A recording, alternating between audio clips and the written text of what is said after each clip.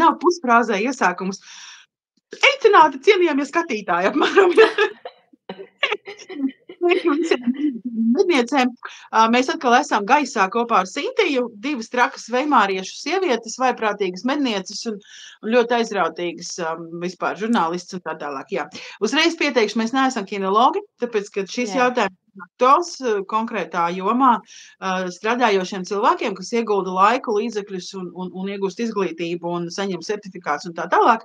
Kļūst par īstiem kinologiem, mēs esam tikai mednieces ar savu personīgo pieredzi suņa audzināšanā un darbā ar tiem.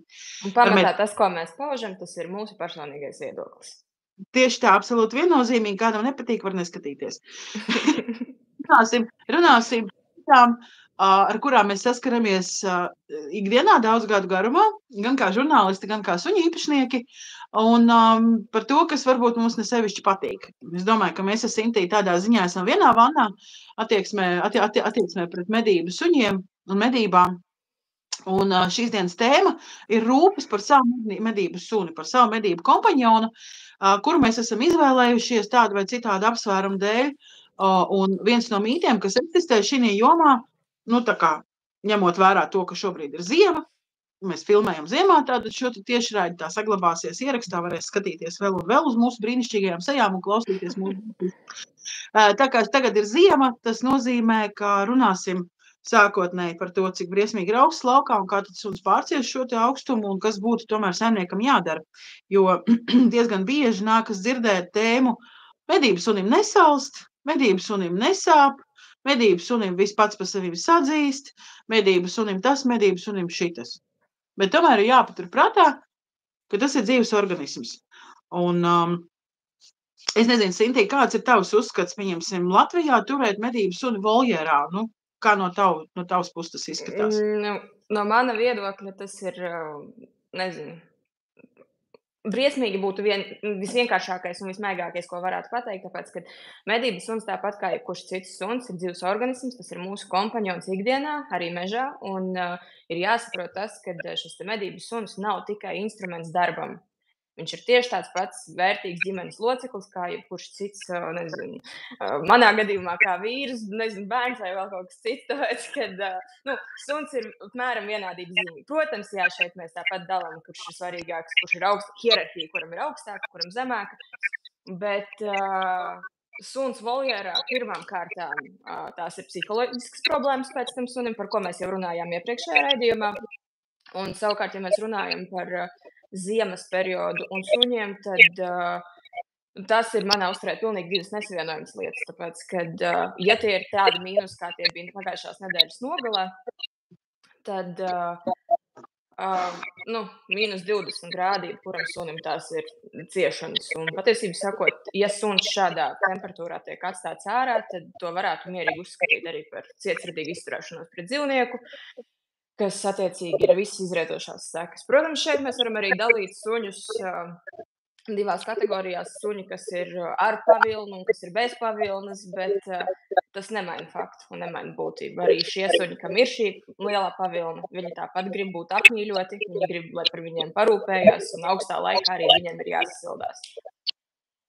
Tehniski jau ir tā, pieņemsim, ja mēs runājam par laikām, jo es pilnīgi dzirdu zemapziņā laiku īpašnieku balsis, kas protestē pret pieņēmumu, ka suni nevar turēt voljērā ziemā vai pagalmā laukā, jo laikas ļoti labprāt būtībā guļ sniegā, un viņām patiesībā ir grūti uzturēties izkurinātās telpās, viņām tas ir slikti, viņām paliek, viņām ir pa karstu, un ja, teiksim, suns tiek pakāpeniski pārvests no lauka telpās un piedzīvot tātad rudens pasiltināšanos telpās, kad mēs sākam kurināt, ja, pakāpeniski pierod pie tās, tad ir citas tā kā sekojošas problēmas, kas rodās, un tas nozīmē, es gribu teikt, ka sunim dzīvojot siltās apkurinātās telpās, laiku šķirnes vai, pieņemsim, kas mums vēl no pūkainiem medniekiem, Nu labi, ir cilvēki, kas foksterierus tur laukā, ļauj apaugt uz ziemu ļoti pūkainiem un tur laukā voljērā.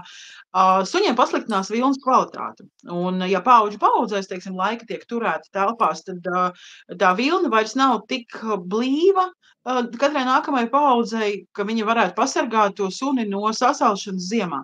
Bet, ja mēs runājam par laikas turēšanu voljērā vai pagalmā, -20 grados, piemēram, ja, dažviet Latvijā bija -30. Ja mēs runājam par šādu šķirnes sunu turēšanu voljērā, tad, ko mēs saprotam ar voljēru, ir jautājums. Ja? Nu, es nezinu, kāda ir pieredze, ko tu esi redzējis, kādas voljērus savā dzīvē.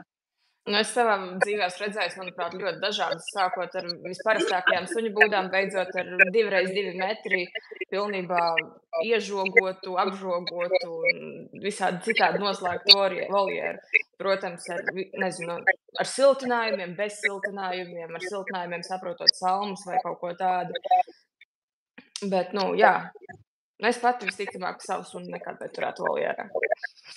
Nu, mūsu apstākļos mēs arī būtībā pārkāptu likumu, ja mēs turētu veimārieti, kuram vispār nav pavilnas, nekā vispār nav pavilnas pēc dabas, ja? Turēt voljērā ziemā laukā, nu, tas suns vienkārši ies bojā.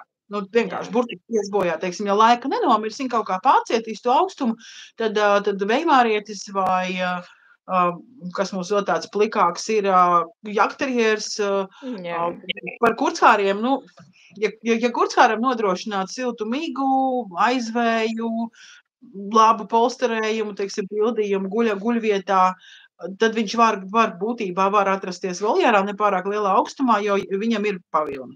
Jā. Bet arī ne. Kurš gludspalvains suns, es domāju, ziemā tomēr ir jātur iekšā.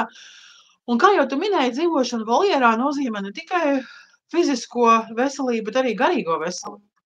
Un manā skatījumā suņa nošķiršana no cilvēka, protams, es vēl vienreiz saku, nerunāsim par laikām, kuras komfortabli jūtās 10-15 grādu salā laukā, lai viņš dzīvo tur laukā pa dienu, kādu problēmu, ja? Bet ar viņu tik un tā ir jākomunicē. Un suns, kas dzīvo voljērā, viņš zaudē kontaktu ar cilvēku, viņš zaudē realitātes sajūtu, viņam ļoti, ļoti iztrūkst intelektuālais darbs un slodze smadzenēm, socializācija un tā tālāk, un tam visam var būt vienkārši dramatiskas sekas. Jā, nu, piemēram, medībās tāds suns uzvedās vienkārši absolūti neadekvāti. Iedomājieties, kā tas ir. Būtībā to var salīdzināt ar ieslodzījumu cietumā. Ka tu esi nosēdējis ilgu laiku 4 sienās, un tagad tev pēkšņi palaiž ārā. Vieniniekā. Ja tu sēdi vieniniekā, tev izlaiž uz stundu laukā pastaigāt suni pačurāt, ja, piemēram, vienu pašu tev izlaiž, ja tur pagalmā, un cilvēks saka, mums ir pagalms. Mums ir tik forši sunim pilnīgi brīvība. Bet tas suns tur ir brīvības. Bet suņi ir sociālas būtnes, un tiem ir ļoti svarīgi atrasties savējo, tā teikt, kompānijā, komunicēt, jo suņi savā starpā sarunājas neverbālā valodā, un tos suņus, kas ir dzīvojuši bērnībā, jaunībā, bez komunikācijas ar saviem sugas brāļiem, ir ļoti viegli atšķirt. Viņi nonākot suņu sabiedrībā absolūti nemāk uzvesties. Nezinu, ka nevar skriet virsū, nezinu, kā parādīt savas emocijas, nezinu, kā attiekties pret tāda vai citāda dzimuma vai vecuma suni. Un ja suņi ir daudz, piemēram, sanāk liela kompānija, un tur rodās viens tāds, kas vispār nesaprot, kā runāt savā tajā suņu valodā, ja? Nu, to uzreiz var redzēt. Neviens patiesībā viņu izstumj, ja ne kaujās, tad atstumj no kompānijas, jo viņš nesaprot, kā uzvesties. Un jo ilgāk suns dzīvo viens pats, jo grūtāk viņam ir atgriezties apritnē. Un es vienmēr saku, ka, ja jums suns dzīvo voljērā vai suns dzīvo, teiksim, pagalmā viens pats tur jūg prātā, nu tur zvirbuļus ķer vai ko viņš tur dara, viņš faktiski sajūg prātā. Viņam ir mentāls problēmas, viņš ir neadekvāts, viņš ir, nezinu, šizofrēniķis vai sauciet kā gribat, ja nezinu, tur sekošanas manija vai kas viņam, viņš skrien gar žogu, visu laiku reik. Nu, tā ir uzmācīga uzvedība, tas suns nav normāls. Respektīvi, ko es gribu teikt, ir tas, ka voljērā turēšana, izņemot to, ka ziemas laikā tas ir bīstami veselībai, tas ir arī, bīstami apkārtējiem, jo tas suns sajūg prātā, un tad viņš vairs nemāk uzvesties cieši suņi, cieši cilvēki. Beigās cieši suns, jo gala rezultāts visai cilvēku nesaprašanai, neizdarībai, slinkumam un noliekšanai, ja, Mēs sakam, nē, tās ir muļķības. Jā, medības sunim nekas nekaitēs, viņš var dzīvot laukā. Pilnīgākās muļķības. Jā, bet tā ir. Un rezultāts ir kāds? Tieši suns. Tas ir tas, kas man satrauc visvairāk. Es ļoti mīlu suņus, un katrs kucēns, kas ir atdots nepareizās rokās, katrs suns, kurš tiek turēts nepareizi, man sāp sirds par viņiem. Es sen jau vairs neuzmācos saimniekiem ar pamācībām, ja man neviens neko nejautā. Izņemot video, sorry. bet man tiešām reāli jāpārdzīvo par tiem suņiem, kas iet bojā. Vai nu viņu nomedzina, vai viņš beidzot izlaužās no cietuma, aizbēg un iet bojā. Jā, vai nu viņa cits liels suns nokožai mašīnu notries, vai vēl kaut kas notiek, vienkārši pazaudējās, jo viņš vispār nejāt, kas notiek ārpasaulē. Rezultāts ir visbēdīgākais. Un par labturības, teiksim, par labturības jautājumiem ir vesela tēma. Mēs varētu diskutēt par to, kā pārtikas veterinārais dienas, teiksim, attiecās pret suņu labturību lauku teritorijās, pagalmos un tā tālāk. Jā, tas ir vesels stāsts. Un es nezinu, varbūt tu kaut ko zini, varbūt tev ir kas par šo tēmu. Tīri no labturības puses? Jā. Īstenībā, labi, tas nebija salīdzinoši nesen, bet šajā vasarā bija atgadījums netālu no Talsiem, kur pārtikas veterinārais dienas tika paaicināts, un tur es neatceros precīzi skaitu, bet no ļoti dramatiskiem apstākļiem tika izņemti neskaitām daudz suņu, neskaitām daudz kaķu, jo no apstākļu, kādos tas viss notika, bija vienkārši krimināli, un ja tas notiktu ziemas apstākļos, es gribētu domāt, ka to suņu un kaķu fiziski vairs tur nebūtu, jo tur būtu vienīgi līdzi. Tā nebija kaut kāda plāsme? Ķipa glābšanas organizācija? Apmēram, jā, kaut kas tāds, bet pagriez varbūt bija šī skaņinos, jo es sevi riktīgi dzirdu. Jā, sorry. Bet jā, un attiecīgi, kad arī it kā tajās sauktajās organizācijās, kas rūpējas par pēdiņās, rūpējas un grib glābt un tā tālāk, netiek izprast šis jēdziens, ko nozīmē galu galā rūpēties par dzīvnieku. Jā, tas prasa patiesībā ļoti lielu naudu. Un es pieļauju, ka daļa cilvēku, kas tur suņus, tā skaitā arī medības suņus voljeros, vai vienkārši pagalmā, būdā, šķūnī, garažā, vienalga kur, viņi arī aizbildinās daļai ar to, ka ir finansiālās problēmas un tā tālāk, tāpēc arī tālāk seko virkne visādi citādi izvietošo un saistīto aspektu, tādu kā kucēnu tirgošanu par 50 eiro, ja? Jo dokuments jau nevajag, tas jau tik un tā, tur medības suns, tas arī viens no mītiem, ka medības suns vajag dokumentus. Tā ir mūsu mīļākā tēma, protams, ja? Īpaši pēdējā laikā. Oficiālie kucēnu metieni, dokumenti, darba pārbaudas un vispārējais, kas cilvēku izpratnē maksā dārgi un ir absolūti liekas. Bet nē, tā nav. Jā, ko es sākumā teicu par tiem mītiem, ja? Tad medības sunim nesalst.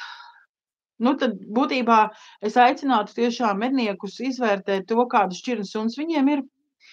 Sevišķi tad, kad ir tiešām ļoti, ļoti augsts. Lai suns varētu dzīvot pilnvērtīgi laukā, neskaitot laikas.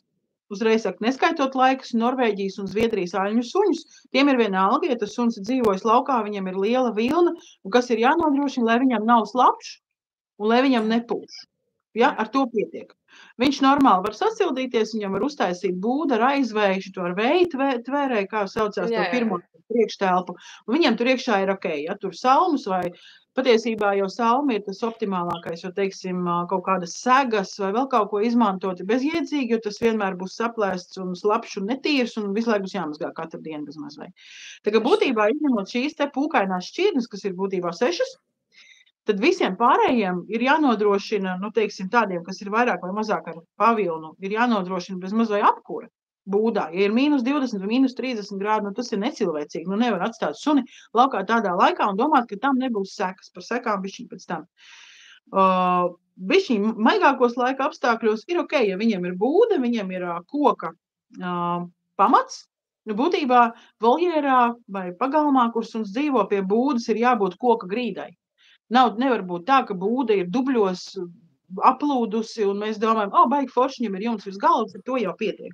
Tā nevar. Nē, ir jābūt arī paaugstinājumam, uz kura gulēt. Tieši tā, viņam ir jābūt sausumā, aizvējā, un kāpēc, ja pieņemsim, būda ir pie mājas, kāpēc, ja jums ir pastāvīgi ir suņi, ja jums ir pastāvīgs voljers, kāpēc nevar izvilkt apkurs cauruli cauri suņu būdai? Tieši tā. Ja jūs dzīvojat reģionā, kur ziemā reāli ir augsts. Piemēram, Liepājā, lai būtu -20, tas ir tiešām reti. uz nedēļu, ne ilgāk, ja? Nu, tā kā nekādas kāda nebūs. Bet, ja, piemēram, Zosēnos dzīvo, nu, tad tiešām ir jāpadomā par to, kā par to sunu parūpēties. Jo par, teiksim, augstuma izraisītām veselības problēmām, es nezinu, tu ir pieredze? Man, diemžēl, ir pieredze, bet tur gan bija vairāk kopā viss, tā kā mums ar suni bija gastro problēmas, sāsinātas un tā tālāk, jo vēmāriešiem ir jūtīgi kuņģiši, to mēs nevaram noliegt. Un tad tā rezultātā pēc lielas antibiotiku lietošanas kombinācijā ar augsto laiku un visu pārējo nonācām līdz cistītam. Un cistīts, manuprāt, ir viena no nopietnākajām, vēl jau vairāk, ja viņu ielaiž vai vēl kaut ko, tad tā ir viena no nopietnākajām saslimšanām, kuru pēc tam jau ielaistā stadijā ir grūti ārstēt, tās ir nopietnas antibiotikas, un es sev baigi dzirdu, es nezinu, kāpēc. Izņem austiņas. Nu, labi, pēc tam mēģināšu, jo citādāk mani nedzirdēs, būs baigi traki. Bet jā, un attiecīgi tad ir jādomā, kā maksimāli parūpēties par suni tajos augstajos laikos, augstajā laikā, lai no šī cistīta izvairītos. Un tam ir, protams, vairāki varianti. Pirmais un galvenais droši vien ir apģērbt suni. Lai cik smieklīgi tas varētu šķist un tā tālāk, tad arī attiecīgi savu medību suni ģērbi, dodoties ārā šajos augstajos laikapstākļos. Nu jā, tas ir atkarīgs atkal no šķirnes, jā. Es, teiksim, velku suņiem meitelīši tikai, ja ir vairāk par -12, es nezinu, kāpēc. Jo -10, man liekas, tas nav nekas briesmīgs, nu, zem 12, un tad, ja vēl vējš Liepājas pusē, nu, tad tā ir kā ir. Tad vajag meitelīšus, bet arī es, teiksim, neatbalstu kaut kādus tur pilnos kombinezonus ar baigo polsterējumu, ja tie suņi izskatās pēc kaut kādiem tirnozauriem smieklīgiem. Bet, nu, tādu, kas piesedz plaušas, nieras un mugurkaulu. Un urīnpūsla būtībā arī, ja, no mugurpuses silda, ar to arī pietiek. Nu, tādu zirga sedziņu vajag. Ar to, man liekas, ka pietiek. Jo es sāku vilkt metelīti patiesībā, kad man radās kuca, kurai vispār nepatika augstums. Un tāpēc, lai es varētu normāli, pilnvērtīgi staigāt ar tiem suņiem, lai pēc pusstundas man suns nav saliecies tā kā veca garnele, un vairs negribu iet uz stīvām kājām, stāv krūmos un trīc. Nu, tāpēc mēs sākām valkāt meitelīšus. Bet jā, augstums, protams, viņš izraisa arī radikulītu, piemēram, un visādas citādas kaulu un saistāvdu problēmas, kas arī medību sunim ir milzīgs traucēklis. Ja būtībā ir tā, es ļoti bieži to saskaros. Nu, teiksim, putnu medībās rudenī, ja? Ūdensputnu medības rudenī, tas vienmēr ir saistīts ar ūdeni. Nu, ļoti reti, kad mums palēmējās sausām kājām salasīt putnus, piemēram, kaut kur, nezinu, tur pie pļavās, pie upes. Bet pamatā tas viss ir saistīts ar ūdeni, un ne jau mednieks pats tur ņurko iekšā, lai tās pīles izvilkt ārā, bet viņš sūta suni. Pīļu medību sezona beidzās 15. novembrī. 15. novembrī daudz viet jau mēdz būt ledus. Man arī ir bijis, kad pašā karjeras sākumā, ja mēs nomedījām ļoti skaistas medības, man bija meža pīle, baltvēderis un kriķītis un lapsa. Un suns gāja lapsai pakaļ pāri dīķiem, pāri kanālām un būtībā jau lauza plānu ledu. Un bija sniegs, un suns iznāk ārā, nu labi, viņš tur kustās, viss ir kārtībā, saule spīd, nav baigi augsts, viss normāli. Mēs, protams, ejam uz mašīnu, jo medības beigušās, paldies Dievam, es to savā mūžā pirmo lapsu nomedīju medību beigās, un mēs varējām iekāpt mašīnā, bet es suņus noslaucīju. Bet ļoti bieži ir tā, ka tas taču ir medības suns, viņš tur izžūs. Nu, kāda starpība, apmēram, ja? Tas ir aspalvainais, viņš tur nopurināsies. Jā, ideālā tam tā jābūt, ja, kad aspalvainam ūdens noiet kā pīlei, bet dzīvē tā nav. Ja mēs atkal varam pieminēt, ja tos mistiskos pārojumus bez dokumentiem, dara pārbaudēm un izcelsmes apliecinājumiem, kur nebūtu netiek saglabātas šķirnei īpašības raksturīgās, ja mēs runājam, piemēram, par aspalvainiem jagiem vai drathāriem vai foksterieriem vai jebkādu citu šķirni, ja, kur vienkārši tās īpašības nesaglabājās, jo neviens nedomā par to saglabāšanu. Nu tad kā tas suns var būt izžuvis, ja viņam tā vilna neatgrūž ūdeni, viņam viss cauri ir slapš, viņš, nezinu, tur +3 grādos sēž, drebinās kaut kur zem krūma, tāpēc, kad saimnieki tur stāv un ļurkst pēc medībām un stāst viens otram, kā pīlē netrāpīja, ja, suns drebinās tikmēr. Kamēr viņš ir jauns, viss ir ok. 5 gadi, 6 gadi, suns tāds stīvāks, tad viņam kaut kas sāp, tad viņš kaut ko klibo, tad viņam kaut kādu nervu tiki piemetās, ja. Tas ir tikai tāpēc, ka pēc medībām nebīžo noslaucīt suni, piemēram, vai nolikt viņu siltumā. Elementāri pielaid mašīnu, noliec suni priekšā pie kājām, lai viņam pūš virsū silto gaisu. Tieši tā. Viss. Nekas no tevis netiek prasīts. Tā varam pļāpāt saviem draugiem. Bet cilvēki, tā ir tāda, man liekas, tā ir tāda viltus lepnība, kad man tik kruts suns, ka viņam vispār nekas nenotiek. Bet reāli notiek. Un galvenais jau ir tas, ka, nu, protams, pats svarīgākais ir tas, ka tas dzīvnieks cieš. Kā vārdā jautājums. Ja? Viņš atdod visu savu dzīvi, visu savu spēkus, visu savu veselību, lai pienestu to pīli, no tā purva izķepuroties ar to rumpi ārā. Ja? Tāpēc, lai 5 gadu vecumā sāk mocīties ar sāpēm locītavās. Vai mugurkaulu. Jo viņš jau pateikt nevar. Viņš nevar pateikt. Bet reāli tas ir tikai tāpēc. Pēc medībām par suni ir jāparūpējās, lai kas tā nebūtu par šķirni. Viņam ir jābūt sausam, viņam ir jābūt siltumā, nošķirtā vietā, kur viņš var normāli atpūsties, viņam neskrēdēli apkārt citi suņi, bērni un nenotiek, nezinu, tusiņš, ir par suni jāparūpējās, jo viņš ir mūsu kompanjons, viņš ir mūsu palīgs un viņam ir obligāti jādod iespēja atkopties, nu, jo jaunāks suns, jo īsāks ir šis periods, kas viņam nepieciešams, ja? Jo vecāks suns, jo vairāk viņam ir jāatpūšās. Uz vecumdienām tās varbūt arī pat 2 dienas, kad viņam jāļauj mierīgi gulēt un jāizlaiž ārā, nokārtoties un jāļauj čučēt tālāk. Jo ne jau par velti ir teiciens, kad medību suņu saimnieciņā būtiskākais ir kas? Tas ir labs saimnieks. Un tad arī ar suni viss būs kārtībā. Tieši tā. Saimnieka galvenais uzdevums ir atcerēties, ka tas ir dzīvs radījums un izjust pateicību. Ja? Tam sunim, mums tas ir tik pierasts, ja suns atdod sevi pilnībā līdz mūža galam, kamēr viņš nenobeidzās, viņš ir ar mums un strādā un dara visu, ko viņš ir spējīgs izdarīt tajā brīdī. Un tas tā pats par sevi saprotams, bet tā nav. Nu, to ir jāvērtē. To patiešām ir jāvērtē. Un man, teiksim, ir ļoti liela mīlestība pret suņiem un pateicība par to, ka viņi ir tādi, kādi viņi ir. Jā, es, protams, brīžiem lamājos un brīžiem viņi neklaus un viss ir slikti, bet gala rezultātā jau, nu, kas var būt labāks par suni? Vai ne? Jā, ko es gribēju pateikt? Tiem, kas mūs skatās, 2 cilvēki šobrīd skatās, žēl. Ekskluzīva iespēja. Ekskluzīva iespēja, jā. Mēs piedāvājam absolūti nebijuši iespēja jums konkrēti abonēt žurnālu medības. Onlainā Lasi LV, pareizi, Sintī? Tieši tā. Lasi LV jums ir jāsameklē izdevums žurnālu medības abonēšanu, varbūt meklētājā var ierakstīt. Un sākot abonēšanas to visu procedūru, jums ir jāieraksta kods JAN 20. JAN ar lieliem burtiem. 20, tas nozīmē, janvārī jūs saņemat 20% atlaidi abonēšanai. Tā kā jums šī iespēja tiek dota, lūdzu, laipni aicināti var iegriezties Lasi LV un abonēt žurnālu atlikušajiem 11 mēnešiem. Kur arī noteikti uzzinās. Re, visi pazuda. Lai kā mēs gāja abonēt. Ļoti jauki. Super, strādā. Brīnišķīgi. Kā tu skaties, piemēram, uz to, ka tā kā pagājušā nedēļas nogali, kad bija šie lielie mīnusi, tā lielākā problēma jau ir tas, ka, piemēram, ja tas laiks būtu pilns ar bagātīgu sniegu un tā tālāk, varbūt vēl nebūtu tik traki, bet dzinējmedības tomēr turpinās un mežā tomēr ir kailsals, kas nozīmē to, ka visas mitrās vietas ir sasalušas un tie paši koki, zari, vispārējais ir sārsnā. Un kāds tev ir viedoklis par to, vai šādos laikapstākļos suni vispār ņemt līdzi uz medībām? Un otrs, vai tev ir bijusi pieredze ar kaut kādām sekām pēc tā? Jo mums ar Bēri ir pieredze pēc pagājušā gada.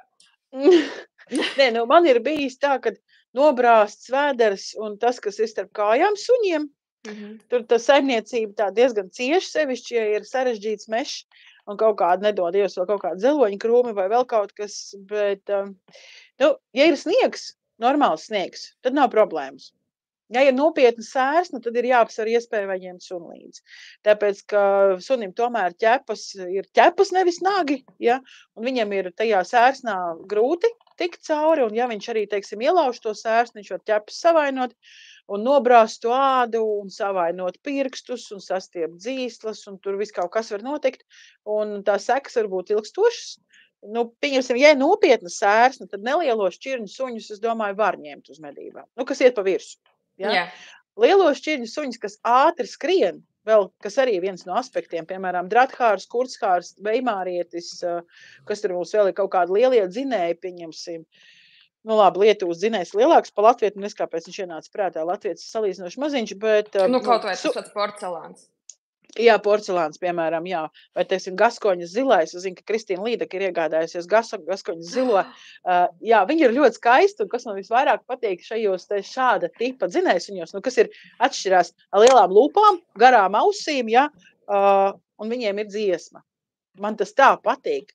Latvietis arī rej, bet viņš rej. Bet gaskonietīm un porcelānam un, nezinu, Blathaundam un visiem citiem līdzīgiem.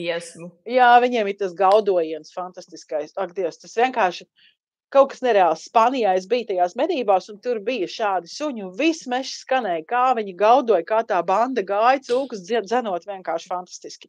Nu jā, un tad, ko es gribēju teikt par šiem te ātri skrienošajiem suņiem, problēma ir tāda, ka iedomājamies tīri mehāniski. Ir sniegs, nezinu, tur, piemēram, 20 centimetru sniega, pa virsu ir sērsne, teiksim, centimetrus. Varbūt mazāk, bet būtībā centimetrus tā ir normāla sērsne, kas jau var būt bīstama. Suns skrienot, ielauža ķepu to sniegu, ja, un triecās tālāk. Viņš savaino ne tikai pirkstus, ne tikai spilventiņus, viņš savaino ķepu arī šeit un locītavus. Viņš var izmežģīt sev plecu. Var sakot, var notikt visādas šausmas. Protams, medības suns ir medības suns. Viņš ir izturīgāks par tādu dīvānā sēdētāju kaut kādu, ja, bet tik un tā tas ir dzīves organisms. Viņiem ir tādas pašas locītavas, nevis no metāla, un tādi paši kauli, ja, tā kā mums, nevis no metāla. Un respektīvi, viņš var tiešām ciest, un medniekam riktīgi jāapsver doma, kurā laikā, kādos laika apstākļos to suni ņemt līdzi vai neņemt līdzi uz mežu. Tā kā mums tiešām ir jādomā par to, ko mēs darām un kā mēs to darām, lai parūpētos par suni. Protams, es nezinu, no vienas puses viss ir ļoti daudz, kas ir atkarīgs no saimnieka atbildības, no saimnieka izpratnes par to, kas ir suns, kā viņš ir jākopj un tā tālāk. Un cits jautājums ir arī labturības noteikumi, piemēram. Ļoti maz tiek runāts par kaut kādu konsekventu un varbūt nevis sodīšanas, bet prevencijas pieeju tieši suņu labturības jautājumā. Lietuvā tagad ir sākuši runāt par to, ka ir jāaizliedz vispār suņus likt pie ķēdes pagalmām. Vai arī, teiksim, jā. Vai arī, teiksim, tur varbūt ierobežotā laikā, bet, tam vispār nav nekādas jēgas. Tu tur 2 stundas turi to sunu pie pavads, tad tev jābrauc mājās to sunu noņemt pie tās ķēdes vai vēl kaut kā, un tas ir muļķīgi. Drīzāk ir jādomā tad par to, kā nodrošināt, teiksim, žogu pret aizbēgšanu vai vēl kaut ko, vai vispār tiešām turēt sunu voljerā.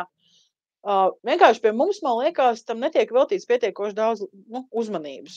Es nerunāju par to, ka vajadzētu PVD tagad braukt pa visiem pagalmiem un visu sodīt.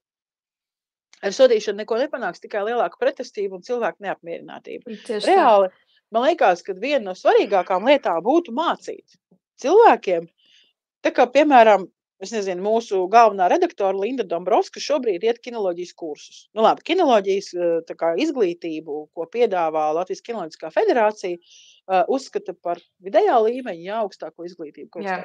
Tā kā kādreiz bija tehnikums, ja? Tu nokārto, tev ir oficiāla izglītība, tev ir oficiāls diploms. Un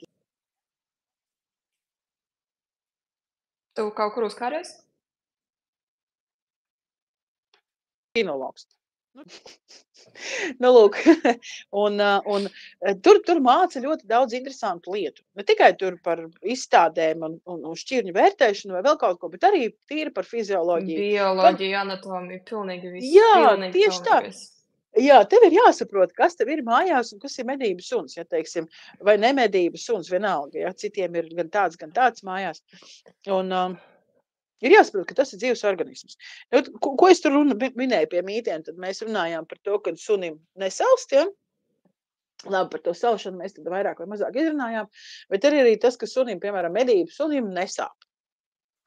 Es domāju, ka tu esi saskārusies ar kaut kādām tādām medicīniskām lietām, kas ir saistītas ar medību sekām, teiksim. Lindai būtu vēl vairāk ko stāstīt, ka viņiem ir akterjēri. Jā, jo tie ir alu šķirnes suņi, kas gribot, negribot, ir vienkārši zemāk pie zemes, ja viņi tur nonāk saskarē ar smiltīm vairāk, ar putekļiem, un arī, teiksim, vasarā. Galā viņi tomēr ir apdraudēti stipri vairāk, ja viņi alās kaut kam uzskrien virsū. Šitiem suņiem neviens neļauj alās iet, tas ir cits stāsts, bet, piemēram, no pieredzes. Mēs bijām vasarā medīt rukšus pie mūsu draugiem Murmastienē. Jā. Tur savulaik bija liela rukšu populācija, kas tur šobrīd ir sarukusi Āfrikas cūku mēra dēļ, bet jo visu laiku viņiem nebija, un tagad pēkšņi ir un ir tāda bēda, pilnīgi šausmas.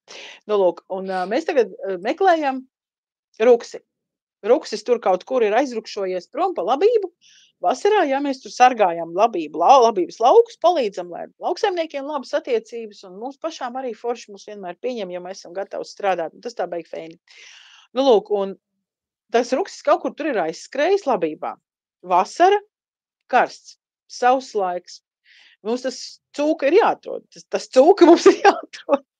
Un, protams, ka Lindai suņi ir sagatavoti, viņi ir tur iemācījušies asinspēdu iet, viss ir baigi forši. Ejam meklējam, sirsniņš malacis, vēl tad viņš bija diezgan jauns, viņš vēl skrēja un ļoti labi meklēja. Un viņš tagad tur deso pa to lauku, pa to labību, ja. Un skien, var sakot, atrodam mēs to cūku, bet kāds ir rezultāts sunim? Kā notiek parasti medībās? Forši atradām suni, čopais siksnis mašīnā iekšā, čau. Tas suns ir, viņš vienkārši neredz. Viņš ir tāds, tā kā kurmis. Es nevaru saprast, kas tam sunim ir. Linda saka, labība. Pirmkārt putekšņi, otrkārt tie, es nezinu, kā tie saucās, kas tās astītes, kas tai labība ir, pie graudiem. Jā, var sakot, visādas atlūzas un sausi gabaliņi un tie putekļi, kas tur tajā sausajā zemē, tas viss tam sunim ir acīs. Ieskaitot arī tos labības, tos graudu, tos astītes, ja, es tiešām neatceros. Viņām ir savs nosaukums. Pakulas kaut kas tāds. Sorry, es neesmu botāniķis, jā, es neatceros.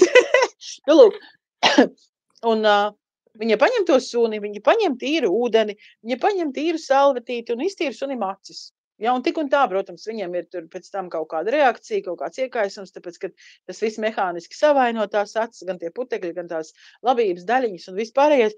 Bet reāli tā ir lieta, kas var nākotnē ietekmēt suņu redzi. Saīsināt medību suņu mūžu, tikai tāpēc, ka tu vienreiz neiztīri, piemēram, viņam acis. Pie mums, paldies Dievam, nav, bet es skatījos, Amerikā ir tāda ļoti liela problēma tieši attiecībā uz medībām vasarā ar suņiem. Viņiem tur ir kaut kāda zāle, pie mums tāda neaug, paldies Dievam. Viņa pēc savas būtības ir līdzīga, nu, pieņemsim, kaut kādai tur labībai. Viņa sadalās pa tādiem, kā lai pasaka, posmiņiem, pati tā vārpiņa zālei. Un sanāk, kad ir tā sēkliņa un ir tā astīta. Un suņi, kas dzīvo tajā apvidū, viņiem ir jāstaigā zābaciņos konkrētā laikā, nu vai, teiksim, jāizvairās no vietām, kur tā zāle ir, jo tā sēkla, es atvainojos, no kaklas iet, viņa kaut kādā veidā ir tā, ka viņa ieiet sunim šitā. Un ir rengeni, kur testē ar pirkstiem, ja tiem suņiem ir entās šitā te sagājušas iekšā, un pat cik tai astītai ir atzobiņi, viņu nevar izdabūt ārā.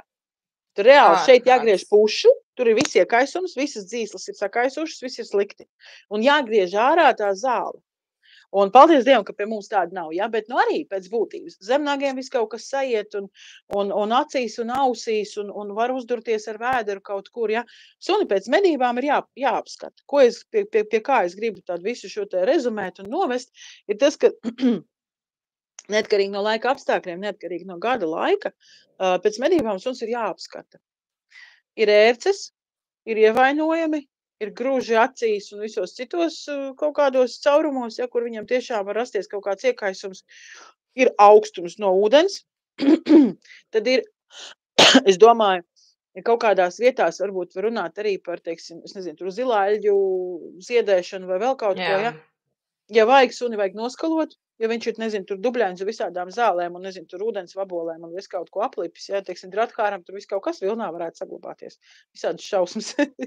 Šitās te ciklopi, dafnijas, ūdens vaboles un dēles, piemēram. Suni vajag apskatīt. Suni vajag noslaucīt, suni vajag iztīrīt acis, ausis, nosusināt, nolikt siltumā, mierā, klusumā, lai viņš var atpūsties, lai viņš var atgūt savus spēkus, jo medības ir arī kā fizioloģiskais stress, mentālais stress, un pēc tam, lai pilnībā fiziski atjaunotos, tam sunim ir vajadzīgs arī mentālais miers. Viņam ir jāatrodās kaut kādā tādā vietā, kur viņš var normāli atpūsties. Jā, tieši tā. Nu, man bija doma, varbūt mēs varam vēl apskatīt labturības prasības kaut kādas, nu, teiksim, ko es no galvas zinu, tas pamatā ir saistīts ar atrašanos pilsētā bez pavadas, ja pilsētas teritorijā. Tas, man liekas, arī ļoti svarīgs Es tāds. vispār kaut kā, nezinu, es jau par šo ļoti, ļoti ilgi domāju, un ļoti daudz arī par to esmu runājis, kad man liktos tikai normāli, kad, ja, tā kā iepriekšējā reizē, kad mēs runājām, kad attiecīgi medniekam, lai iegādātos medību šķirnes suni, vispār, lai iegādātos medību šķirnes suni, jābūt mednieka apliecībai. Bet, ja mēs runājam par jebkādu suņu iegādi un primārajām lietām, to pašu labturību un tā tālāk, tad, Suņu vadītāja apliecība vajag tā saprast. jā, vajag suņu vadītāja apliecību. Bet tā ir primārā labturības apmācība. Ja es nekļūdos, tad šis kurs, tu viņu vari noklausīties dienas laikā. Tu vienkārši esi informēts par tām primārajām nepieciešamībām. Tas pats, ko tu minēji par to, ka pilsētvidē, ka ir sunim jābūt pie pavadas, par, nezinu, pamatu paklausības lietām, par, nezinu, kaut vai tik lielu, labi, tas nav it kā nekas maziņš vai vēl kaut kāds, bet tas, kad ir jāņem vērā, ka šajā augstajā laikā sunim tomēr ir nepieciešama treknāka barība, lai viņš īpaši, labi, es nerunāju par laikām atkal, kā tu pirms tam minēji, bet, piemēram, vai tie paši vējmārieši vai jebkuri citi izspalvaini vai atkarībā no aktīva. Arī atkarībā no tā, cik suns ir aktīvs. Jā, protams, arī piekrītu, bet jā, kad attiecīgi tā ir barība un tas jau neaizņem īpaši daudz laika. Tās ir pāris stundas, kuras tu velti vienreiz, nezinu, savas dzīves laikā, noklausoties vienu, nezinu, kursu par to, kā apieties ar savu suni. Tev ir šis papīrs un attiecīgi viss. Tev dzīve uzreiz iespējams kļūst vienkāršāk. Mums viņa kļūst vienkāršāk, mums vairs par to nebūtu tik daudz jārunā. Jā, bet tad mums atkal nebūtu ko runāt. Es domāju, ka, pieņemsim, ar to 1 stundu, es zinu, par ko tu runāji, jo es esmu gājusi tos kursus. Tas ir tas obligātais minimums, kas ir nepieciešams, ja tu vēlies kļūt par audzētāju. Jā. Protams, ja tu esi kinologs, tas ir daudz labāk, bet ja tu gribi vienkārši tur, nezinu, pāris metienus uztaisīt, tev ir vajadzīgi tie labturības kursi. Tur nav nekas daudz, un tā ieskaita pēc tam beigās ir ļoti vienkārši, tur kaut kāds dažas stundas ir. Es teiktu, ka ņemot piemēru no citām valstīm, Eiropas valstīm attīstītajām, ja, kur, nezinu, Francija, Šveice, vēl kaut kur Austrija, man liekas, ir kaut kāds vēl valstis, kur tu nevar iegādāties suni, vispār principā suni, ja tu neesi izgājis apmācību. Un ar 1 dienu es domāju, ka tur nepietiktu. Es gribētu teikt, ka vajadzētu vismaz kaut kāds 2-3 dienas, vai pieņemsim nedēļu pa vakariem, ja, kursus, vai reiz nedēļā vienalga. Netik daudz, cik mednieka apliecībai, bet tur vajadzētu bišķiņ nopietnāk to pieeju. Un tad, piemēram, ja tā kā es minēju pirms brīža, ka varētu, teiksim, pārtiks veterinārais dienests vairāk veltīt uzmanības labturības uzraudzīšanai, tad tie būtu savā ziņā valstī izdevumi. Ja, tas ir, viņiem ir jābrauc, PVD inspektoriem ir jābrauc, ir tur jāstrādā ar papīriem, tur pēc tam kaut kādas varbūt vēl citas funkcijas jāveic un darbs kaut kāds jāiegūt, tas ir laiks, cilvēku resursi, budžeta nauda un tā tālāk. Bet, piemēram, ja mēs ejam šo te prevencijas ceļu, šo izglītības ceļu, tad tas būtībā būtu ieguvums valstī. Jo, piemēram, ja tiek pieņemts nosacījums, ka iegādājoties kucēnu, tev ir jābūt šeit apliecībai, vai tu, teiksim, audzētājiem kaut kas vairāk ir vajadzīgs, tas cits stāsts, bet reāli, ja tev ir suns, tev ir jābūt tai apliecībai. Un, piemēram, valsts vai PVD vai, es nezinu, tur vienalga kaut kāda organizācija, tas Latvijas kinoloģiskā federācija, piemēram, to varētu uzņemties, jo viņi jau sniedz šo kinoloģisko izglītību oficiālā līmenī. Un, teiksim, atskaitot kaut kādu budžeta tur nodevu, ja, tur, un atstājot kaut ko sev par izglītības organizēšanu, visi ir ieguvēji. Suņi ir ieguvēji pirmām kārtām, ja, kinoloģiskās organizācijas, kinoloģiskā viena oficiālā organizācija ir ieguvēji. Ir vēl. Reāli Latvijā tie noteikumi, Latvijā noteikumi ļauj reģistrēt kinoloģisku organizāciju, ja tev ir 30 biedri. Kas ir 30 biedri, ja?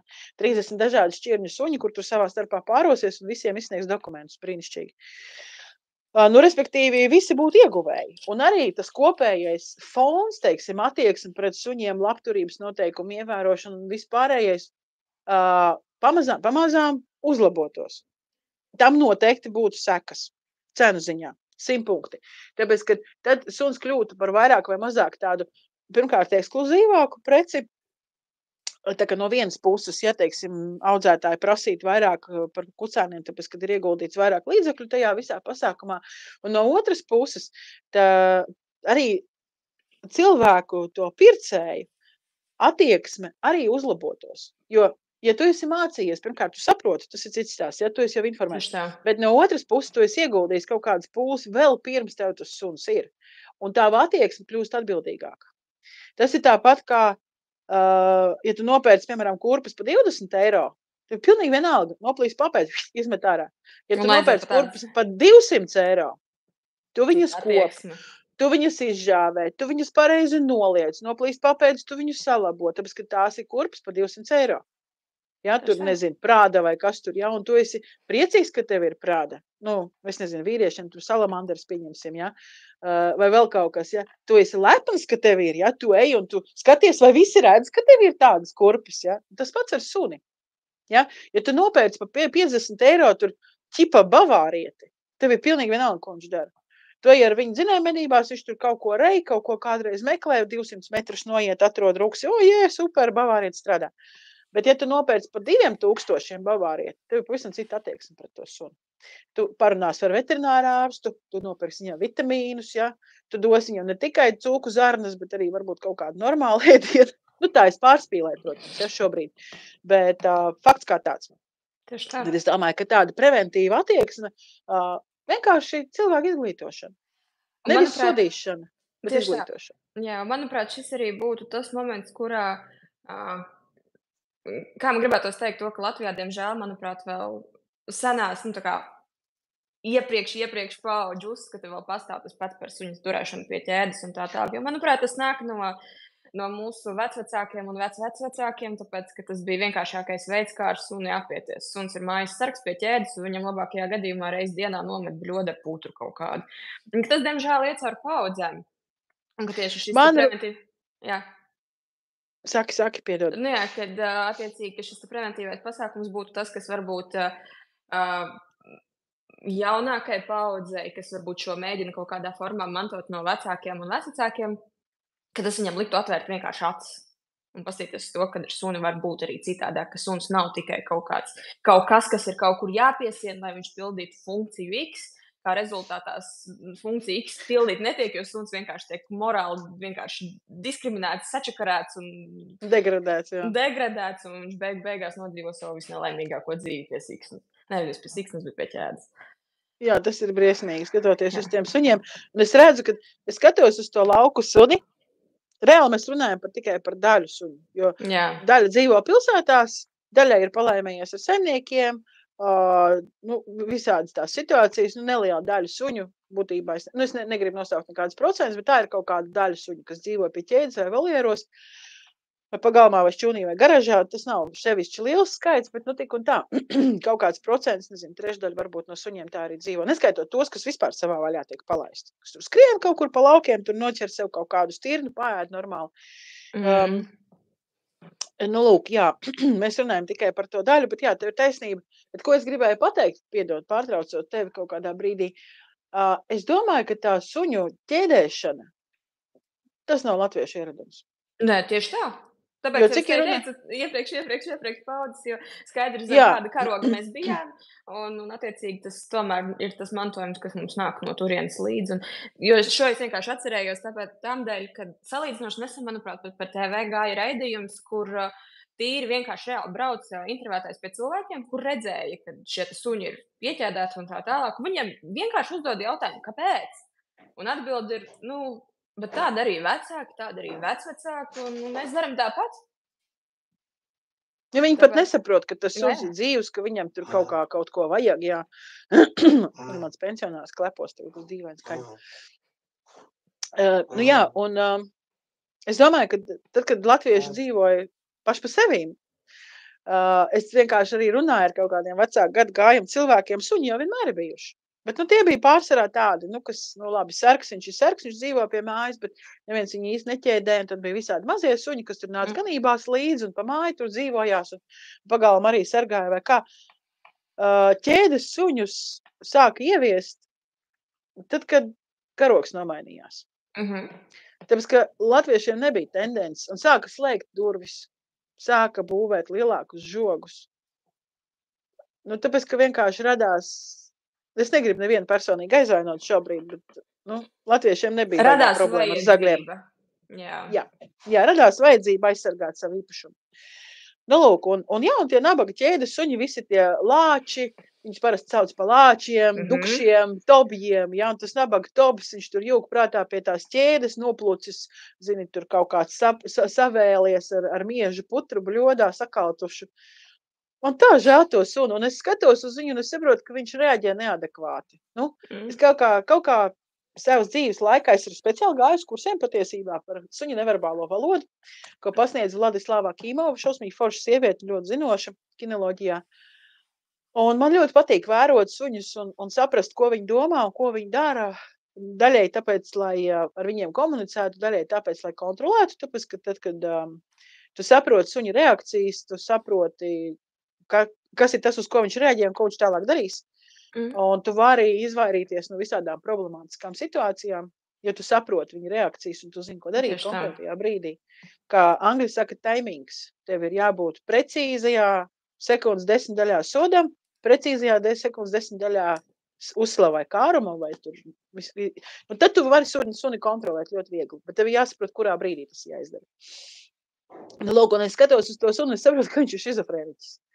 Viņš pilnīgi neadekvāti reaģē uz jebko. Un vienīgais, ko viņš saprot, ir svešinieks. Viss, neko vairāk. Tur smadzenes nav. Un tas ir tik žēl. Ja suņi ir intelektuāli radījumi un vienmēr gribās, lai viņš ir liederīgs. Nu jā, un tiem labturības noteikumiem tā ir, kā ir. Viņi pastāv, tās prasības ir, bet redz vienu no aktuālām pēdējā laika tēmām, protams, ir saistīti ar labturību, un tur ir spēki, kas virza kaut kādas izmaiņas, un tur kaut kādas totālas sterilizācijas noteikumus, un kaut kādu, kas tās pamuļķībām vispār. Kā var piespiest cilvēkam savu īpašumu tur kaut kā sabojāt? Ja, piedodiet, suns ir nekustamais īpašums, un ja es vēlos viņu pārot, tad es vēlos viņu pārot, un neviens man nevar to aizliegt. Ja? Cita lieta, kā es to daru? Kādos apstākļos savu kucēnu, vai es nodrošinu veterināro aprūpu, un visu prasības, teiksim, LDC reģistrāciju un vispārējais.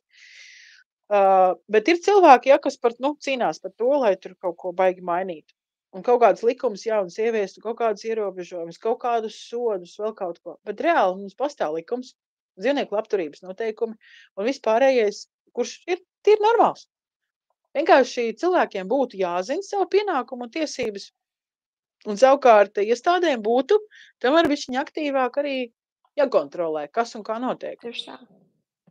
Jo, teiksim, ja ir tādi gadījumi bijuši, ka izsauc, pieņemsim, labi tur pārspīlēti šitie jutīgie cilvēki, izsauc tur, sunīts pagalmā pie ķēdes. Bet, reāli atbrauc PVD, suns ir pie ķēdes, tur, man liekas, ir pat labturības noteikumos noteikts, ka tas garums neīsāka par, cik tur tiem 3 metriem, man liekas, lai tas suns var kustēties. Tas ir jāpaskatās, es neesmu pārliecināta, noteikumos ir jāpaskatās. Būda ir, mums nekas, ka tur ir peļķi iekšā, bet būda ir. Bļoda ar ūdeni zaļu ir, labturība tiek ievērota. Nopietni. Vismaz veiciet pārunas, vismaz norādiet uz tiem trūkumiem. Vismaz paskaidrojiet, ka nevajadzētu sunim gulēt ūdenī un dzert zaļu ūdeni, tajā peļķē un dzert zaļu ūdeni no bļodas. Var sakot, es nesaku par to, ka vajadzētu drastiski pēc burta visus sodīt, bet veikt vairāk kaut kādu izglītojošo darbu gan būtu ļoti nepieciešams. Un tas attiecās arī uz medību suņiem, uz sargu suņiem, uz dekoratīvajiem suņiem, uz vaislas suņiem. Ja? Tas ir vispār bēdu stāsts ar visiem šitiem. Mēs ar tevi gribējām parunāt par vaislas problēmām, bet to mēs laikām citurēs.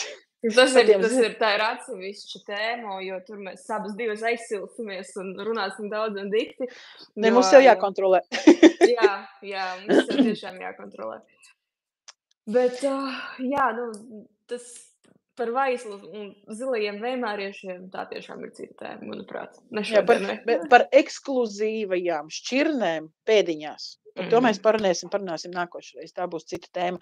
Bet es teiktu, ka ja cilvēkam, pieņemsim, ir kaut kā grūti saprast, ko tieši būtu jādara un ko nebūtu jādara ar suni. Es nesaku, ka cilvēks tur vispār neko nesaprot, tās nav par to, bet lai orientētos tajā tēmā, viens no variantiem, protams, ir konsultēties ar kinologiem, vai tiem pašiem veterinārārstiem, ak Dievs, pazvan savam veterinārārstam, pasaki, man ir izpelvainais taks, vai es varu turēt viņu voljērā -20 grādos.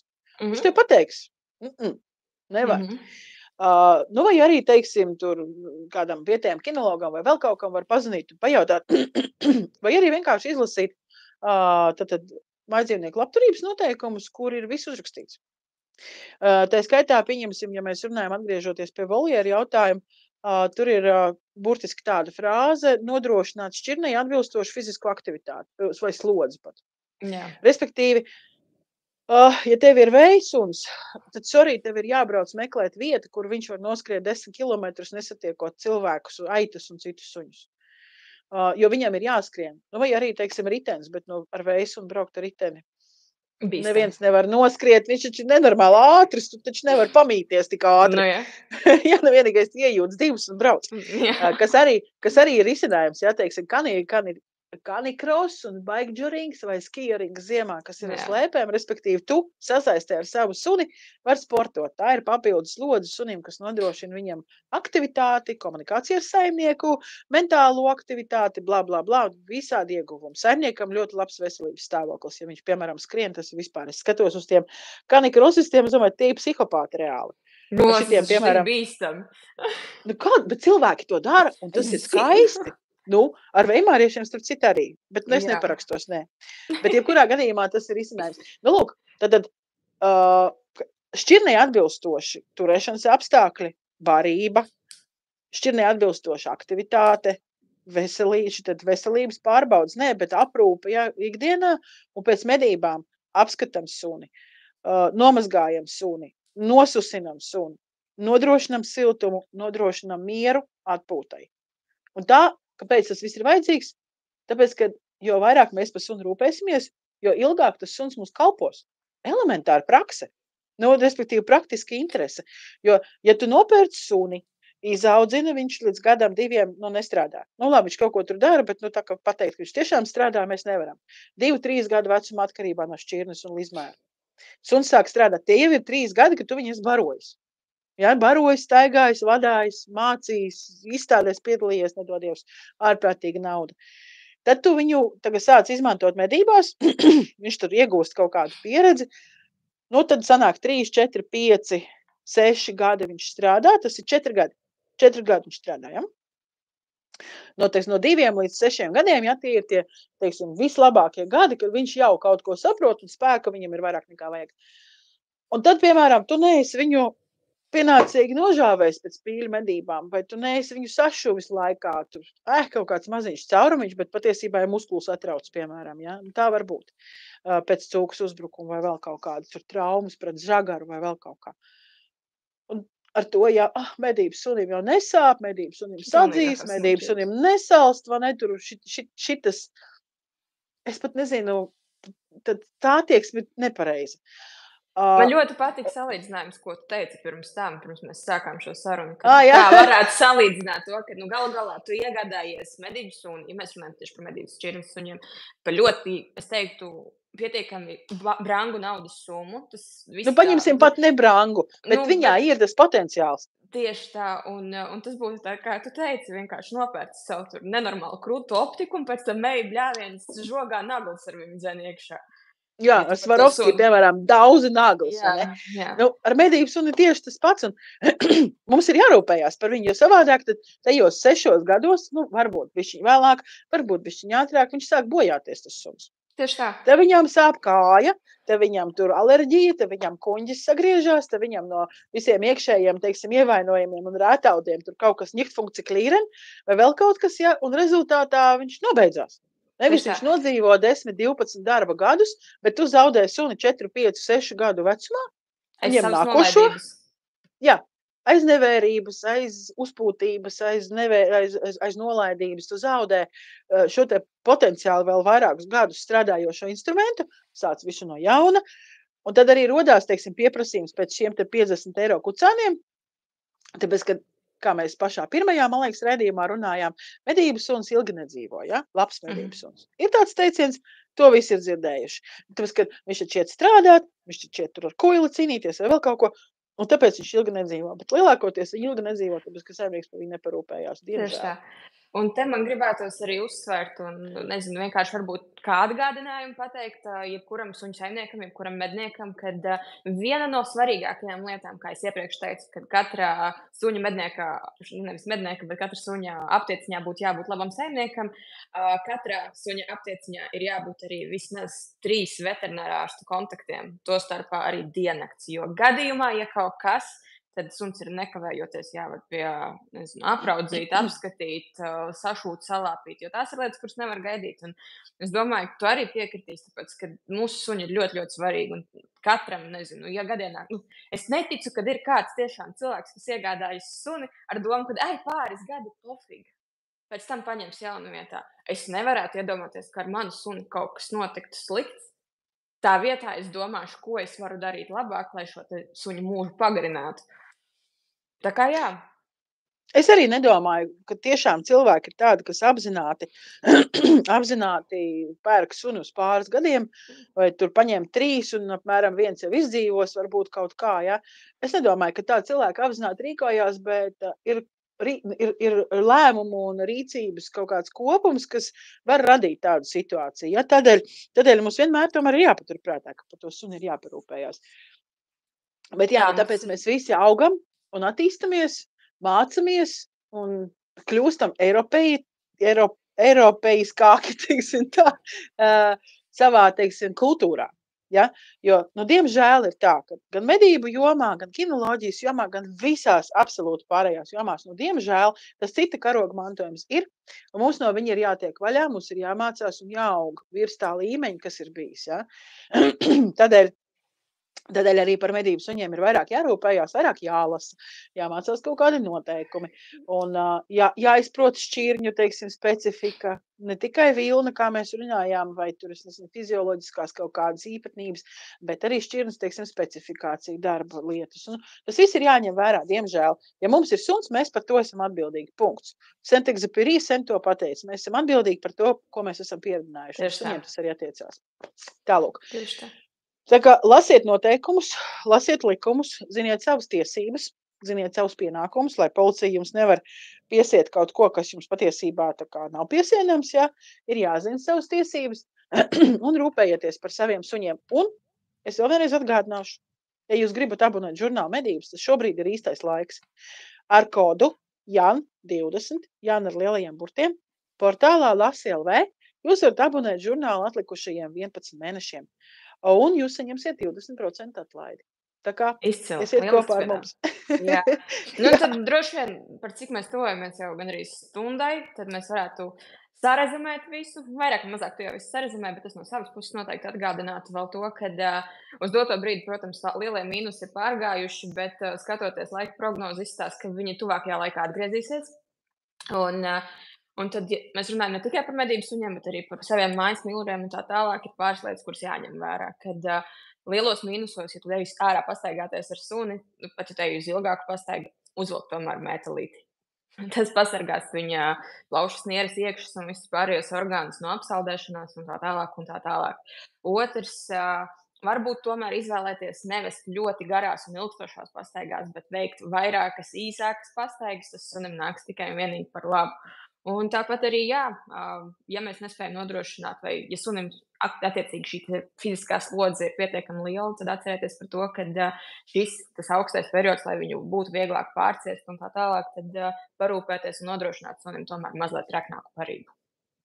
Jā, viņš labāk pārcietīs to augstumu. Jā. Un, ko es vēl gribēju piebilst, runājot par metālīšiem, es saprotu, medniekiem tas liekas pilnīgi muļķīgi, bet tādi plikadīdas, kādi ir veimārieši, viņiem tiešām tas būtu veselīgi. Lielā salā tomēr uzvilkt kaut ko siltu. Laikām, protams, ka tas nav vajadzīgs un tā, bet es gribēju piebilst tie mednieki, kas dzīvo pilsētā. Ja jūs ejat staigāt ar savu suni, sevišķi Rīgā un citās lielajās pilsētās, ir ieteicams pēc pastaigas nomazgāt sunim ķepas. Jā.